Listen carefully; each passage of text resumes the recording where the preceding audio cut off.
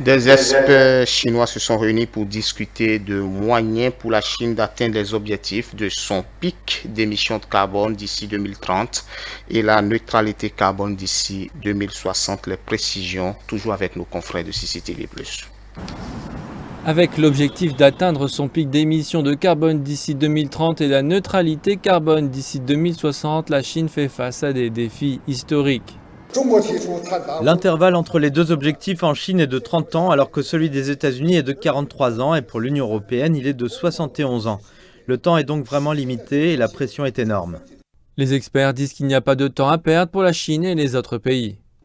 La priorité est de prendre l'initiative, en particulier en ce qui concerne le pic des émissions de carbone, et il n'y a pas de place pour compter sur des produits à forte consommation d'énergie pour augmenter le PIB. Selon les experts, la clé pour atteindre les objectifs réside dans les nouvelles énergies.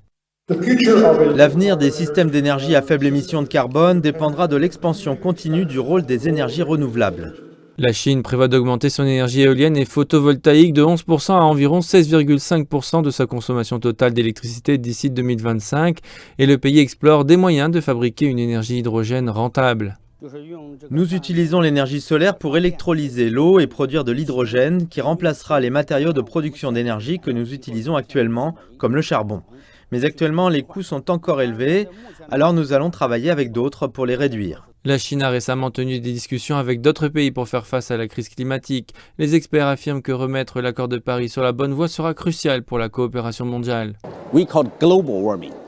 Nous appelons cela le réchauffement climatique, pas le réchauffement local.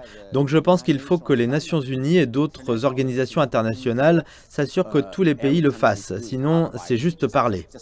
Faire face à la crise climatique ne sera pas une tâche facile pour la Chine et le monde, mais nous pouvons également constater qu'avec un plus grand niveau de sensibilisation et de coopération dans un large éventail de domaines, la voie vers la neutralité carbone devient plus claire et plus réalisable.